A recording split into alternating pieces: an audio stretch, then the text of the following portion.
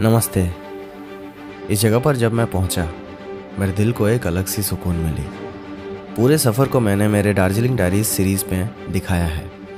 Comments पे दार्जिलिंग के itinerary या टूर गाइड के लिए काफ़ी लोगों ने पूछा, तो मैं आपसे इस वीडियो के थ्रू वादा करता हूँ कि ये वीडियो देखने के बाद आपको दार्जिलिंग की आइटनरी पूरी क्लियर होगी। इस वीडियो में टूर गाइड, गाड़ी, रहने की जगह, क्या कपड़े ले जाने हैं, कैसे पहुंचना है, कितने पैसे लगेंगे, सब कुछ क्लियर्ड है। So this is the ultimate guide to Darjeeling.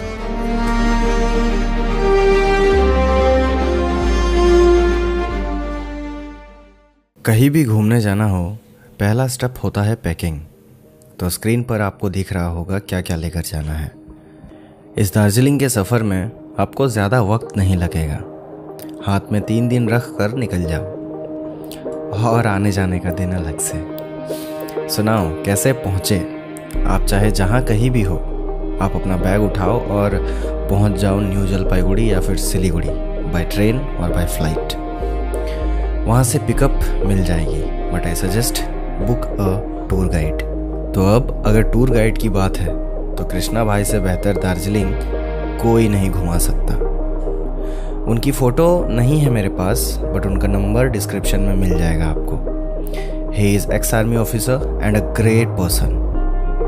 Krishna भाई ही आपके गाइड भी होंगे और गाड़ी भी उनकी होगी। अब जब गाइड और गाड़ी की बात हो गई तो आपको रहने की भी जगह चाहिए होगा, तो वो है mine hilltop haven home stay. मैं अगर दार्जिलिंग जाऊंगा तो इस जगह के अलावा कहीं नहीं रुकने वाला।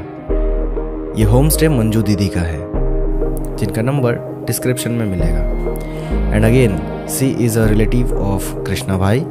इस होम स्टे पे आपको घर जैसा ही महसूस होगा। They also provide food and यहाँ से नज़ारे अल्टीमेट। इस जगह से आपको कंचनजुंगा का भी व्यू मिलता है। Now let's move to itinerary. So Siliguri या एनजीपी आपका टूर गाइड आपको पिकअप करेगा वहाँ से and will take you to the Darjeeling home stay. पहुँचने के बाद आप लाइट घूम सकते हो या रेस्ट करो, आपकी मर्ज़ी। The next day move with your guide to Delhi monastery, जो कि काफ़ी स्पिरिचुअल जगह है। दिन की शुरुआत यहाँ से करते हुए देन पाइन ट्री व्यूज़ के मज़े उठाते हुए पहुँचो लामाहट्टा के इको पार्क में। अगर पैरों में जान हो देन ट्रैक करके उसके ऊपर बसा लेक को भी जा सकते हो। And then move to Tinchuley view point. यहाँ से आपको टी गार्डन्स का ग्रेट व्यू मिलता है। फिर आप उस जगह से रिटर्न करते हुए बताशिया लूप आ जाओ। यहाँ टॉय ट्रेन गुजरते रहते हैं, अच्छे खासे फोटोज मिल जाएंगे। And next towards rock garden. यहाँ आपको कुछ ऐसे नज़ारे मिलेंगे। अब तक शाम हो जाएगी और आप मॉल रोड पे जा सकते हो। वैसे तो दिन में भी जा सकते हो, बट शाम में ये जगह एक अलग ही दुनिया लगती है। And after this return to home stay and sleep, obviously after dinner.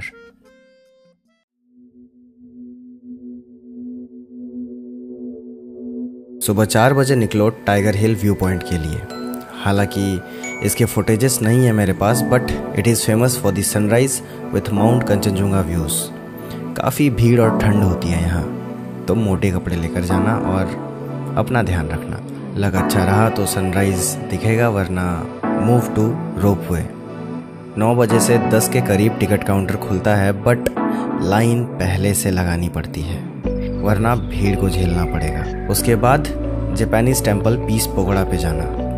आप रोपवे पे पीस पगोड़ा के बाद भी जा सकते हो। यहाँ भी काफ़ी अच्छा एनवायरनमेंट रहता है। नाउ आप हिमालयन जू चले जाओ, वहाँ एंजॉय करो, प्यारे प्यारे एनिमल्स को देखो। हिमालयन जू काफ़ी बड़ी है, तो यहाँ शाम तो हो ही जाएगी। देन शाम हो गई है तो मॉल रोड जा सकते हो, चाय नाश्ता पानी कर सकते हो, और ये महाकाल का मंदिर भी विज़िट कर सकते हो, जो कि मॉल रोड में ही है। देन आप अगर दोस्तों के साथ गए हो, मैं कहूँगा चल कर ही होम स्टे तक जाओ, बट विथ प्रॉपर गाइडेंस, क्योंकि जब हमने करा था हम खो गए थे, जो कि मेरे दार्जिलिंग डायरीज सीरीज़ में भी दिखाया है मैंने। तो अगर आपको भरोसा नहीं है कि आप खो जाओगे या फिर ऐसा कुछ है, तो मैं कहूँगा आप गाड़ी से ही होम स्टे तक जाओ. No need to do any crazy things. So then reach home stay and go to sleep, obviously after dinner.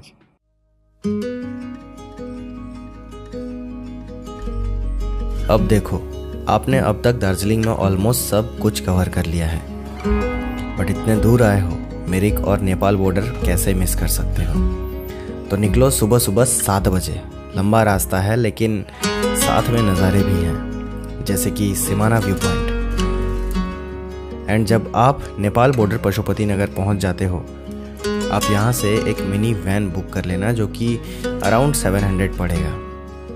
उसमें आपको एक्सप्लोर कराया जाएगा लॉर्ड बुद्धा का एक बड़ा सा statue, temples, monastery and Nepals culture.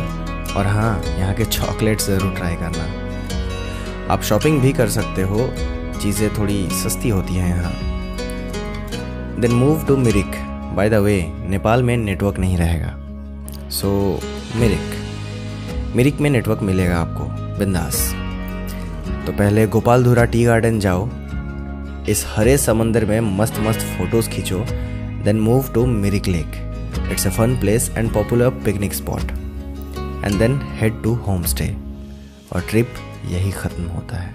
But अगर आप नेक्स्ट डे रिटर्न जा रहे हो और आपके पास थोड़ा वक्त हो, तो डाओ हिल एंड करशोंग भी देख सकते हो.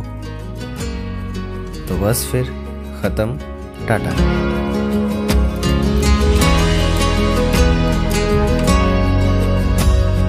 क्या हुआ? बजट बताता हूँ. मैं ये बजट 4 लोगों के हिसाब से बता रहा हूँ, आप अपना हिसाब लगा लेना. तो गाइड और गाड़ी मिलाकर 15 से 18 हज़ार लग जाएंगे. गाइड ही आपका ड्राइवर भी होगा. और होम स्टे अप्रॉक्स 7,000 एंड खाना पीना अप्रॉक्स 5,000. एंड ट्रेन टिकट्स वो थोड़े अलग से, स्टार्टिंग फ्रॉम 500. ठीक है. और फ्लाइट में जाओगे तो आपको महंगी पड़ेगी ऑब्वियसली. और इधर उधर का खर्चा like TikTok, entry and all मिलाकर 1500. सो टोटल अप्रॉक्स 35,000 होता है. और जितने ज़्यादा लोग उतना ही कम एक्सपेंस पर पर्सन पे.